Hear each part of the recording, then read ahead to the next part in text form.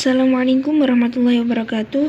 Kami dari kelompok 2 yang beranggotakan 4 orang, yaitu Rica Amerda Afrilianti, Sera Lesviana Karantika, Yustafat Nuzul Mubarak, Alfida Yuanira akan mempresentasikan materi selanjutnya, yaitu tentang perencanaan karya ilmiah.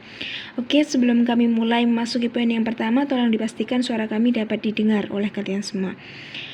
Memasuki poin yang pertama, yaitu menentukan topik karya ilmiah. Ada beberapa poin di sini, yaitu yang pertama, dalam penulisan makalah, masalah atau topik ini harus ditetapkan pertama kali, diikuti dengan penyusunan garis besar isi makalah atau kerangka makalah, pengumpulan bahan penulisan makalah, dan penulisan draft makalah serta revisi draft makalah. Oke, poin yang kedua, yaitu dalam menetapkan topik makalah didasarkan pada pertimbangan kemenarikan dan signifikasi dari topik, serta pertimbangan kemampuan dan kesempatan penulisnya. Dalam poin ketiga, di sini dijelaskan bahwa dalam pemilihan topik itu perlu mempertimbangkan beberapa hal, yaitu antaranya yang pertama, kebermanfaatannya dari segi praktis maupun segi teoritis. Yang kedua, kelayakan untuk dibahas. Jadi, topik tersebut layak atau tidak untuk dibahas. Yang ketiga, kemenarikan dan kesesuaian dengan minat penulis. Dan yang keempat, kemampuan penulis dalam arti tidak terlalu asing atau terlalu baru bagi penulis topik tersebut. Yang kelima, ketersediaan bahan atau literatur sebagai acuan. Oke, poin yang kedua yaitu membatasi topik atau spesifikasi topik. Di sini, pembatasan topik makalah dapat dilakukan dengan 3 cara. Yang pertama, meletakkan topik pada posisi sentral dan ajukan pertanyaan apakah topik masih dapat dirinci ataupun tidak. Yang kedua, mendaftar rincian-rincian topik tersebut dan pilih salah satu rincian topik tersebut untuk diangkat ke dalam makalah tersebut. Yang ketiga, mengajukan pertanyaan apakah rincian topik yang telah dipilih dapat dirinci lagi atau tidak. Poin yang ketiga yaitu merumuskan judul karya ilmiah. Judul itu sering disamakan dengan topik, pada dasarnya kedua hal itu berbeda. Nah, judul itu adalah nama atau label dari makalah yang ditulis tersebut, sedangkan topik itu masalah pokok yang dibicarakan atau dibahas dalam masalah tersebut. Oke, dalam membuat judul makalah itu ada beberapa hal yang perlu dipertimbangkan, yaitu yang pertama, judul harus mencerminkan isi makalah. Yang kedua, judul dinyatakan dalam bentuk frasa atau klausa, bukan dalam bentuk kalimat. Yang ketiga, judul makalah harus singkat dan jelas, tidak boleh terlalu panjang.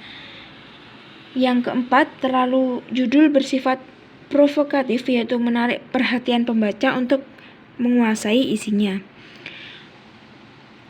Oke, poin yang selanjutnya yaitu menetapkan tujuan penulisan. Perumusan tujuan penulisan makalah mengarah pada apa yang ingin dicapai dengan penulisan makalah tersebut. Sedangkan fungsi perumusan tujuan penulisan makalah itu adalah bagi penulis sendiri dapat mengarahkan kegiatan yang harus dilakukan selanjutnya dalam menulis makalah. Bagi pembaca makalah, memberikan informasi tentang apa yang disampaikan dalam makalah. Oke, poin yang selanjutnya yaitu menetapkan tujuan penulisan.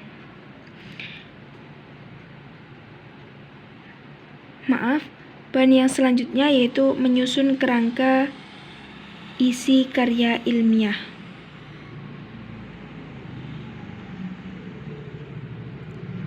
Kerangka isi karya ilmiah sering disebut dengan istilah kerangka karangan.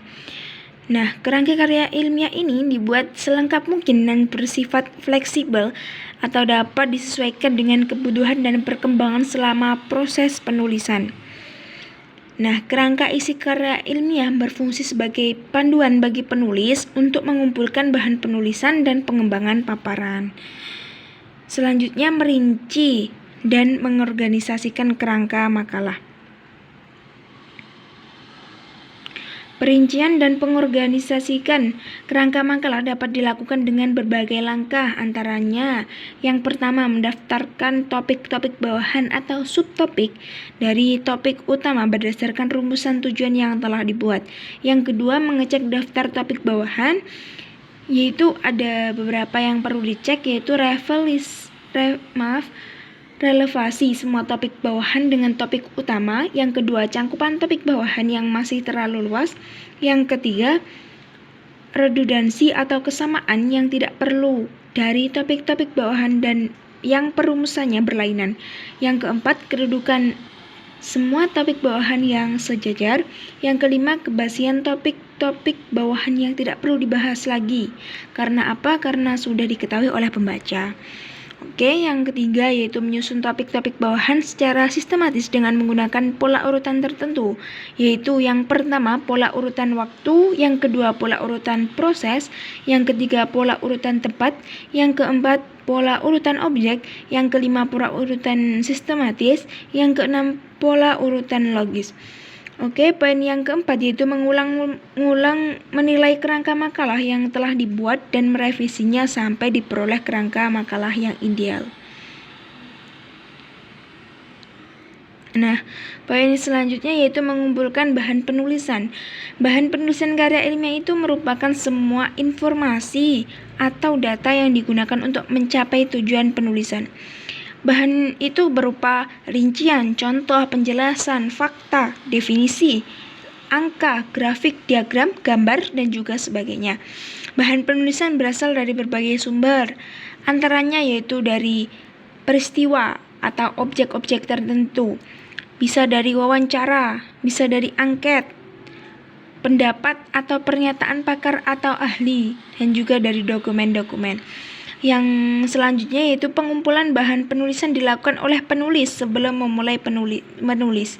Jadi tidak boleh melakukan mengumpulkan bahan penulisan tadi setelah selesai menulis. Itu tidak ada gunanya. Selanjutnya, pengumpulan bahan penulisan dimaksudkan untuk memperoleh gambaran secara memadai tentang topik yang akan digarap.